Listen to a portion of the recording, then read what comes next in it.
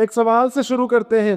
اگر کوئی آپ کو کہے کہ اپنے گھر کا دروازہ کھولو، اپنی بیوی کو کیمرے کے سامنے لاؤ، اپنے بیڈ روم میں کیمرہ لگواؤ، اپنی لڑائیاں اور اپنے بیڈ روم کے مناظر دکھاؤ اور بدلے میں آپ کو ملے گے ڈالر، تو آپ کیا کہیں گے؟ زیادہ تر لوگ کہیں گے یہ ناممکن ہے، کوئی ایسا نہیں کرے گا۔ لیکن پاکستان میں آج یہی کچھ ہو رہا ہے اور لوگ اسے کنٹینٹ کہتے ہیں۔ رجب بٹ ایک نام جسے آج پاکستان کا بچہ جانتا ہے۔ لاکھوں فالورز، کروڑوں ویوز، مہنگی گاڑیاں، بڑے بڑے ایونٹس اور ایک ایسی شادی جو کسی فلم سے کم نہیں تھی، لیکن پھر اچانک علیحدگی کا اعلان اور پورا پاکستان ایک بار پھر سکرین سے چپک گیا۔ سوال یہ ہے، کیا یہ علیحدگی اصلی ہے یا یہ بھی اسی کھیل کا اگلا پتا ہے جو پہلے دن سے ہی کھیلا جا رہا تھا؟ اور اس سے بھی بڑا سوال، کیا ہم، آپ اور میں، اس کھیل کو روکنے کی بجائے اسے آگے بڑھا رہے ہیں؟ آج کی ویڈیو میں ہم ان تمام سوالوں کے جواب ڈھونڈیں گے، لیکن میں آپ کو پہلے سے بتا دیتا ہوں یہ ویڈیو بہت تکلیف دہ ہوگی، کیونکہ اس میں آئینہ دکھایا جائے گا۔ رجب بٹ کی کہانی کوئی بھی نئی کہانی نہیں ہے، یہ وہی پرانا فارمولا ہے جو دنیا بھر میں آزمایا جا چکا ہے۔ پہلے مشہور ہو، پھر گھریلو زندگی دکھاؤ، پھر رشتہ بناؤ، پھر رشتے میں تناؤ دکھاؤ اور آخر میں الگ ہو جاؤ، اور ہر مرحلے پر ویورز اور پیسہ۔ رجب بٹ میں شادی سے پہلے اپنی لو سٹوری کیمرے پر دکھائی، شادی کی تیاریاں دکھائی، شادی کی تقریب دکھائی، ہنی مون دکھایا، گھر دکھایا، باورچی خانہ دکھایا، اور پھر وہ چیزیں بھی دکھا دی جو ایک عام انسان کبھی بھی کیمرے کے سامنے نہیں لاتا۔ ایمان فاروق، جو اس پوری کہانی میں ایک کردار بن گئی، ایک جیتی جاگتی عورت، ایک بیوی، ایک لڑکی، لیکن اس کنٹینٹ کی دنیا میں وہ صرف ایک پروڈکٹ تھی، ایک ایسی پروڈکٹ جسے ویوز بڑھانے کے لیے استعمال کیا جا رہا تھا۔ اور یہ صرف رجب بٹ کی بات نہیں، پاکستان میں ایسے درجنوں ولاگرز ہیں جو یہی گندا کام کر رہے ہیں۔ گھر کی چار دیواری کو اسٹوڈیو بنا دیا ہے، بیوی بچوں کو کاسٹ بنا دیا ہے، اور خاندانی زندگی کو ایک ریئلٹی شو میں تبدیل کر دیا ہے۔ اب سوال یہ ہے کہ آخر ہم یہ کیوں دیکھتے ہیں؟ جواب بھی بہت سادہ ہے، کیونکہ ہمیں دوسروں کی زندگی دیکھنا اچھا لگتا ہے۔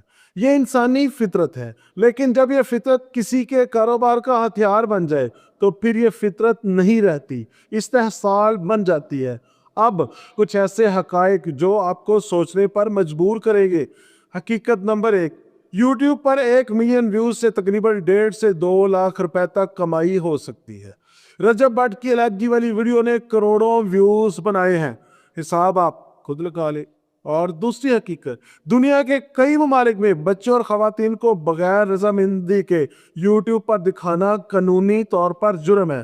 فرانس میں 2020 میں ایک قانون بنا جس کے تحت والدین بچوں کی ویڈیو سے کمائی بالکل بھی نہیں کر سکتے تھے۔ پاکستان میں ابھی تک ایسا کوئی قانون نہیں بن سکا۔ اور تیسری حقیقت، نفسیات کے ماہرین کے مطابق جو بچے فیملی ولاگ میں بڑے ہوتے ہیں انہیں بعد میں پرائیویسی کا احساس ہی نہیں رہتا، وہ سمجھتے ہیں کہ ہر چیز کیمرے کے سامنے ہونی چاہیے۔ حقیقت نمبر 4، پاکستان میں سوشل میڈیا انڈسٹری کا حجم اب اربوں اور بیس سے بھی تجاوز کر چکا ہے، اور ان میں سب سے زیادہ کمانے والے وہی ہیں جو پرائیویٹ زندگی کو عوام کے سامنے لاتے ہیں۔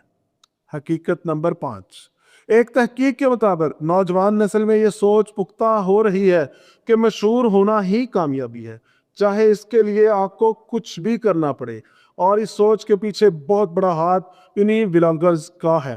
حقیقت نمبر 6، رجب بٹ جیسے ولاگر کا اصل نقصان صرف اخلاقی نہیں۔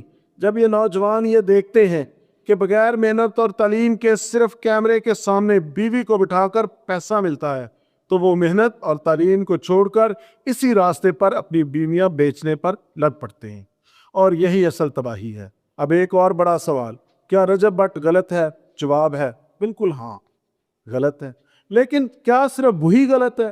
غلط وہ بھی ہیں جو اس کو دیکھتے ہیں، غلط وہ بھی ہیں جو اسے شیئر کرتے ہیں، غلط وہ بھی ہیں جو برانڈز بھی ہیں جو اسے اشتہار دیتے ہیں، اور غلط وہ پلیٹ فارمز بھی ہیں جو اس پر کوئی پابندی نہیں لگاتے۔ یہ ایک پورا نظام ہے، اور اس نظام میں ہم سب کہیں نہ کہیں شامل ہیں۔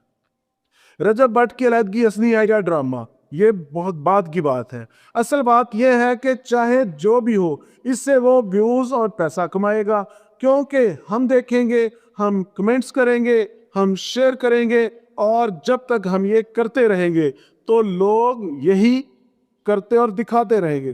तो आज से एक फैसला करें, ऐसे किसी भी कंटेंट को ना देखेंगे जो किसी की जाती जिंदगी को तमाशा बनाता हो। अपने घर के नौजवानों को बताएं कि असल कामयाबी कैमरे में नहीं, किरदार में है। और अगर आप आज की इस बात से मुत्फिक हैं तो ये वीडियो अभी एक ऐसे शख्स के साथ शेयर करें जिसे ये सुनना जरूरी है। कमेंट में लिखें, क्या आप समझते हैं कैसे व्लॉगर्स पर पाबंदी लगनी चाहिए। चैनल को सब्सक्राइब करें, क्योंकि यहाँ वो बातें की जाती हैं जो बहुत ज़रूरी हैं। ज़िंदगी रही तो अगली वीडियो में मिलते हैं।